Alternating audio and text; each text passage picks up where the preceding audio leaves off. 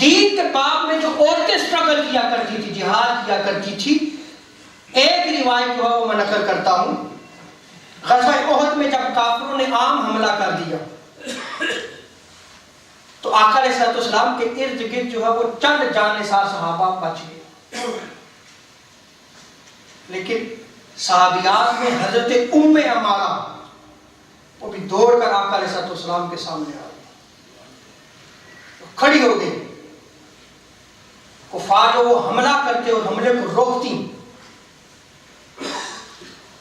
جو ان کے پاس اس وقت تلوار اور تیر تھا اس سے کفار کو روکتی کہ میرے آقا کو نقصان نہ پہنچے، محبت بھی دے، سینہ سفر ہوگی۔ کفار کے سامنے وہ عورت صحابیہ جو ہے وہ کھڑی ہو گئی، یہاں تک کہ ایک بدبخت نے چاہا کہ آقا علیہ الصلوۃ والسلام پر حملہ کرے تو ام عمارہ نے رضی اللہ تعالیٰ عنہ نے بڑھ کر روکا، تلوار کا حملہ کیا، لیکن اس نے چونکہ جو ہے وہ لوہے کی جو ہے وہ زرہ پہن رکھی تھی، وہ اسے تو نہ لگ سکی، لیکن اس نے حضرت ام عمارہ پر حملہ کر دیا، جس سے آپ کے کندھے پر گہرا زخم آ گیا، پھر بھی آپ کھڑی رہی، پھر بھی آپ لڑتی رہی اپنے آقا علیہ الصلوۃ والسلام کی۔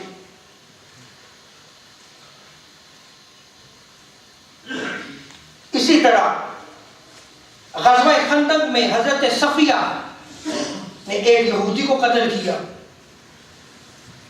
بہت سارے واقعات ہیں۔ غزوہ حنین میں حضرت ام سلیم خنجر لے کر نکل آئی تھی آپ، تو یہ کیا تھا؟ دین میں وہ عورتیں سٹرگل کر رہی تھی، کوشش کرتی تھی، جہاد تھا ان کا۔ یہ اب میدان جنگ میں، یہ تو میں ابھی مختصر کر رہا ہوں، بہت مختصر کر رہا ہوں۔ اب آپ دیکھیں میدان جنگ میں عورتیں جو ہے وہ کیا، صحابیات کیا کارنامے سر انجام دیا کرتی تھی۔ مثلا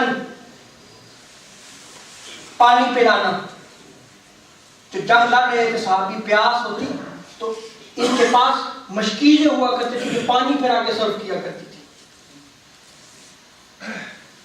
زخمیوں کی مرہم پٹی کیا کرتی تھی،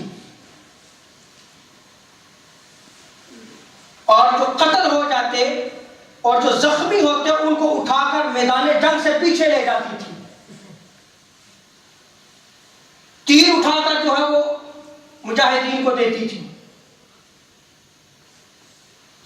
ان کے لیے کھانے کا انتظام کرتی، اور جو شہید ہو جاتے ان کے لیے قبر کھودتی،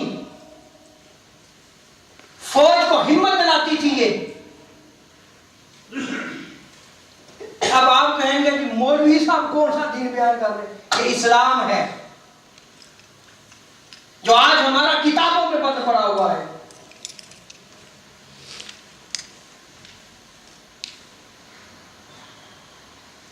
چنانچہ حضرت عائشہ صدیقہ رضی اللہ تعالیٰ ام المومنین ہے، ام سلیم نے غزوہ احد میں مشک بھر بھر کر زخمیوں کو پانی پلایا۔ ایک روایت نقل کر رہا ہوں، اور اس روایت کو امام بخاری نے نقل کیا ہے۔